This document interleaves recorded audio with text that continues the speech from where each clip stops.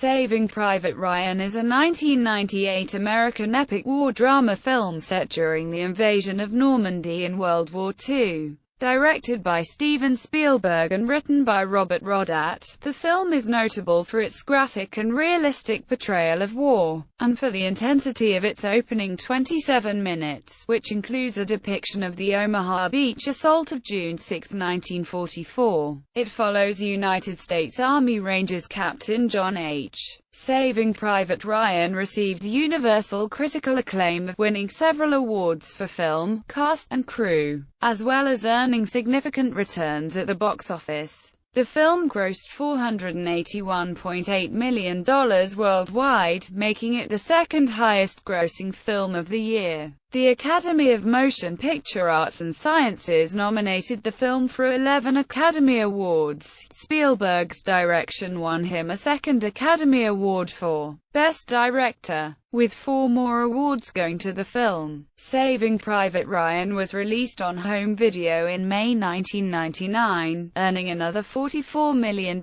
from sales. In 2014, Saving Private Ryan was selected for preservation in the National Film Registry as it was deemed culturally, historically, or aesthetically significant. Plot: on the morning of June 6, 1944, the beginning of the Normandy invasion, American soldiers prepare to land on Omaha Beach.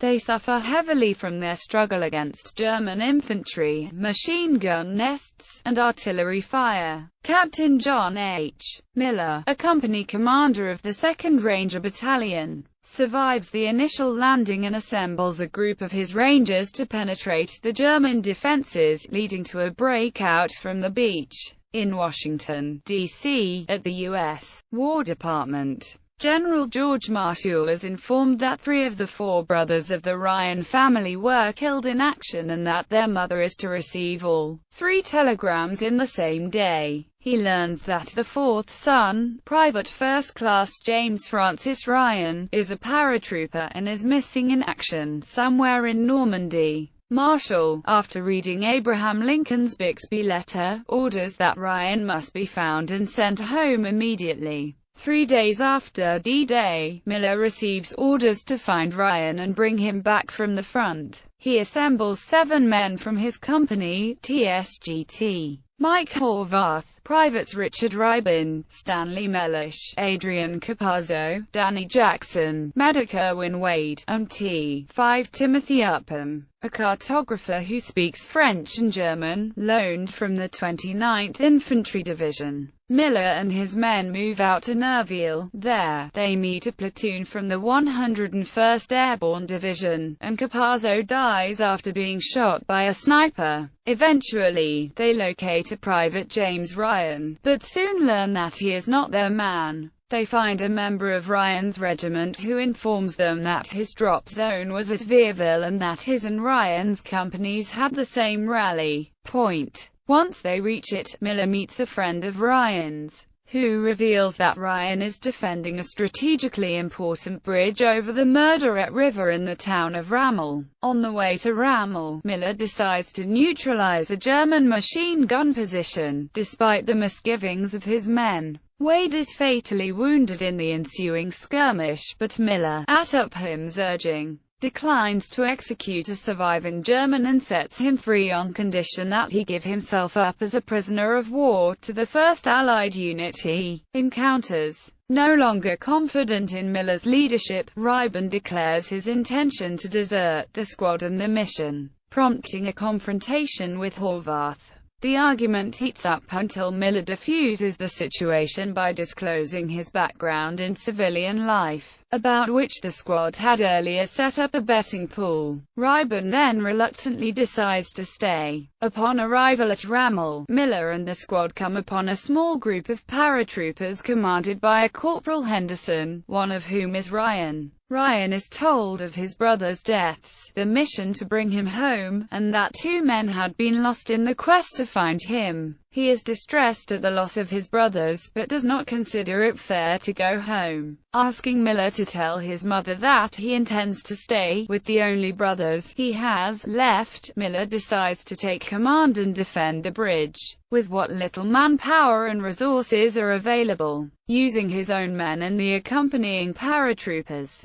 Miller forms ambush positions throughout the ruined town for the tanks and infantry, utilizing Molotovs, det cord, and sticky bombs made from socks and TNT. Elements of the 2nd SS Panzer Division arrive with infantry in armor. Paratroopers attempt to lure the armor down the 1st Street in an effort to destroy them with their sticky bombs, but only one Tiger tank takes the bait. In the ensuing combat, both sides take heavy casualties. Nearly all of the paratroopers in Ryan's squad are killed. Jackson's position in the church tower is compromised and destroyed by a Tiger tank. Horvath is shot multiple times, once in the waist area with a pistol and again in the chest. Shortly after reaching the Alamo, Horvath dies from his wounds. A terrified Upham hides, unable to act even when he sees Mellish's life in peril. Due to his failure to distribute ammunition, Mellish and Henderson's flank is compromised as they deplete their ammunition. Henderson, fatally shot in the neck, bleeds to death. Mellish shoots the German who killed Henderson but, out of ammo, desperately struggles hand-to-hand with a Waffen-SS soldier who manages to stab him with Mellish's own bayonet. While attempting to blow the bridge, Miller is shot and mortally wounded by the German soldier he had set free earlier. Just before a Tiger tank reaches the bridge, an American P-51 Mustang flies overhead and destroys the tank, followed by American armored units which rout the remaining Germans.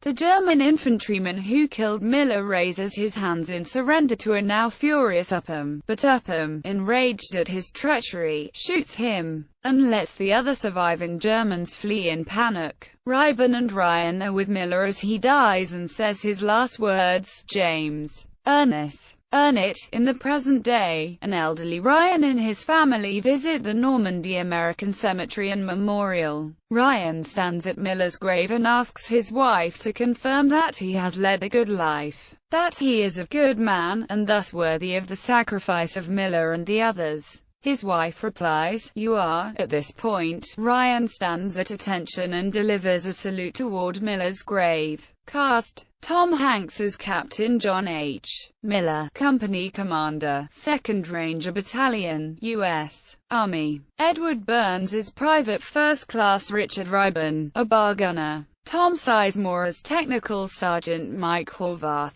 Matt Damon as Private First Class James Francis Ryan, a paratroop. Harrison Young as James Francis Ryan, present day. Barry Pepper as Private Daniel Jackson, a left-handed sniper. Adam Goldberg as Private Stanley Fish Mellish, a rifleman. Vin Diesel as Private First Class Adrian Capazzo, a rifleman. Giovanni Ribisi as Technician 4th Grade Erwin Wade, a medic. Jeremy Davies as Technician 5th Grade Timothy E. Upham, a cartographer and interpreter. Kathleen Byron as Mrs. Ryan, present day. Ted Danson as Captain Fred Hamill, a pathfinder. Paul Giamatti as Staff Sergeant Hill, a paratrooper. Dennis Farina as Lieutenant Colonel Walter Anderson, Battalion Commander, 2nd Rangers. Harvey Presnell as General George C. Marshall, Chief of Staff of the United States Army. Leland Orser as 2nd Lieutenant Duanes, pilot of a crash glider. Bryan Cranston as Colonel I.W. Bryce, an officer at the War Department. Nathan Fillion as Private James Frederick Ryan.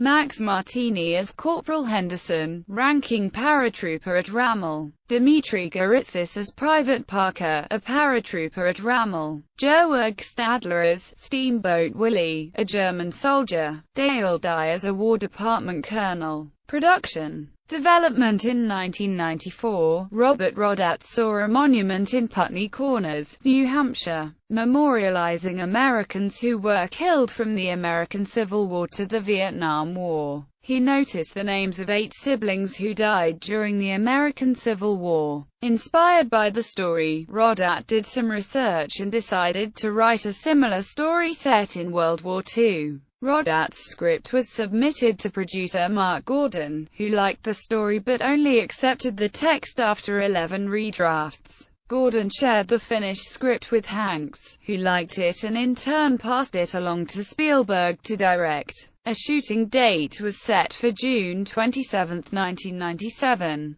Pre-production before filming began. Several of the film's stars, including Edward Burns, Barry Pepper, Vin Diesel, Adam Goldberg, Giovanni Ribisi, and Tom Hanks, endured 10 days of boot camp training led by Marine veteran Dale Dye and Warriors, Inc., a California-based company that specializes in training actors for realistic military portrayals. Matt Damon was intentionally not brought into the camp to make the rest of the group feel resentment towards the character. Spielberg had already demonstrated his interest in World War II themes with the films 1941, Empire of the Sun, Schindler's List, and the Indiana Jones series. Spielberg later co-produced the World War II-themed television miniseries Band of Brothers and its counterpart, The Pacific, with Tom Hanks. When asked about this by American cinematographer, Spielberg said, "I think that World War II is the most significant event of the last 100 years. The fate of the baby boomers and even Generation X was linked to the outcome. Beyond that, I've just always been interested in World War II. My earliest films, which I made when I was about 14 years old, were combat pictures that were set both on the ground and in the air. For years now, I've been looking for the right World War II story to shoot, and when Robert Rodat wrote Saving Private Ryan, I found it." Filming the D-Day scenes were shot in Ballinesca Beach, Curracloe Strand, Ballinesca, just east of Curracloe, County Wexford, Ireland.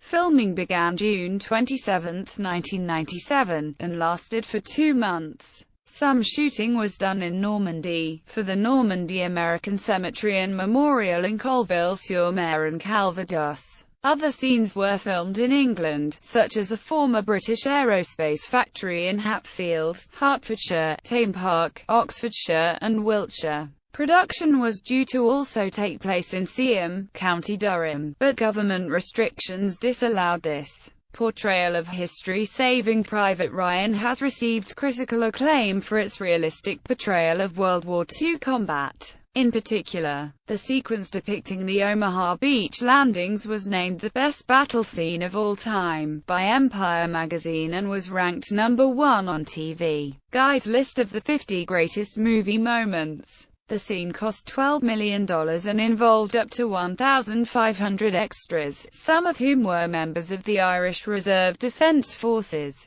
Members of local reenactment groups such as the 2nd Battle Group were cast as extras to play German soldiers. In addition, 20 to 30 actual amputees were used to portray American soldiers maimed during the landing. Spielberg did not storyboard the sequence, as he wanted spontaneous reactions and for the action to inspire me as to where to put the camera. The historical representation of Charlie Company's actions, led by its commander, Captain Ralph E. Goranson, was well maintained in the opening sequence. The sequence and details of the events are very close to the historical record, including the seasickness experienced by many of the soldiers as the landing craft moved toward the shoreline, significant casualties among the men as they disembarked from the boats, and difficulty linking up with adjacent units on the shore. The distinctive signature ping of the U.S. soldiers' M1 Garand rifles ejecting their ammunition clips is heard throughout the battle sequence. The contextual details of the company's actions were well maintained. For instance, the correct code names for the sector Charlie Company assaulted, and adjacent sectors, were used. Included in the cinematic depiction of the landing was a follow-on mission of clearing a bunker and trench system at the top of the cliffs, which was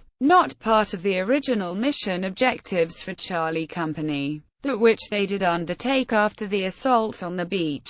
The landing craft used included 12 actual World War II examples, 10 LCVPs and 2 LCMs, standing in for the British LCAs that the Ranger companies rode into the beach during Operation Overlord. The filmmakers used underwater cameras to better depict soldiers being hit by bullets in the water. 40 barrels of fake blood were used to simulate the effect of blood in the seawater. This degree of realism was more difficult to achieve when depicting World War II German armored vehicles, as few examples survive in operating condition. The Tiger I tanks in the film were copies built on the chassis of old, but functional, Soviet T-34 tanks. The two vehicles described in the film as Panzers were meant to portray Marder III tank destroyers. One was created for the film using the chassis of a Czech-built Panzer 38 tank similar to the construction of the original Marder III. The other was a cosmetically modified Swedish Sav M43 assault gun,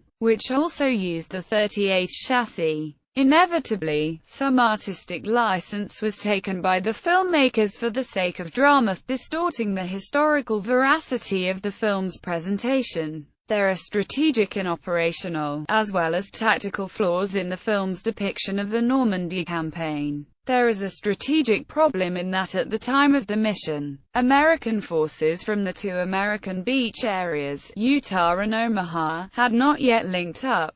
Had such a mission been executed in reality, a Ranger team operating out of the Omaha Beach area would have had to move through the heavily enemy-occupied city of Carrollton, or swim or boat across the estuary linking Carrollton to the channel, or transfer by boat to the Utah landing area. On the other hand, U.S. forces moving out of Utah would have had direct and much shorter routes, relatively unencumbered by enemy positions, and were already in contact with some teams from both U.S. airborne divisions landed in the area. The Utah beach landings, however, were relatively uncontested, with assault units landing on largely unoccupied beaches and experiencing far less action than the landings at Omaha. The filmmakers chose to begin the narrative with a depiction of the more dramatic story of Omaha, despite the strategic inaccuracy of an impossible mission that could easily have been pursued from the other beach area. In addition, one of the most notable of the operational flaws is the depiction of the 2nd SS Panzer Division Das Reich as the adversary during the fictional Battle of Ramel. The 2nd SS was not engaged in Normandy until July, and then at Caen against the British and Canadians, 100 miles east.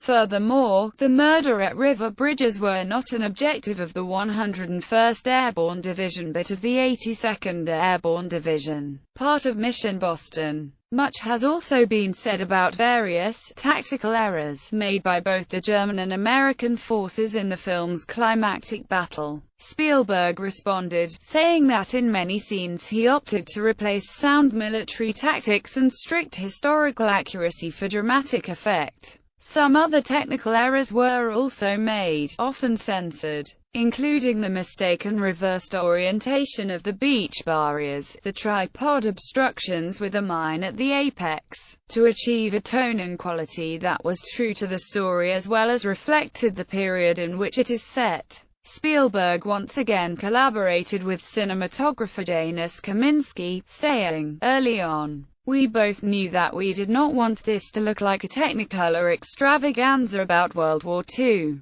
but more like color newsreel footage from the 1940s, which is very desaturated and low-tech." Kaminski had the protective coating stripped from the camera lenses, making them closer to those used in the 1940s. He explains that, without the protective coating, the light goes in and starts bouncing around, which makes it slightly more diffused and a bit softer without being out of focus. The cinematographer completed the overall effect by putting the negative through bleach bypass, a process that reduces brightness and color saturation. The shutter timing was set to 90 or 45 degrees for many of the battle sequences, as opposed to the standard of 180-degree timing.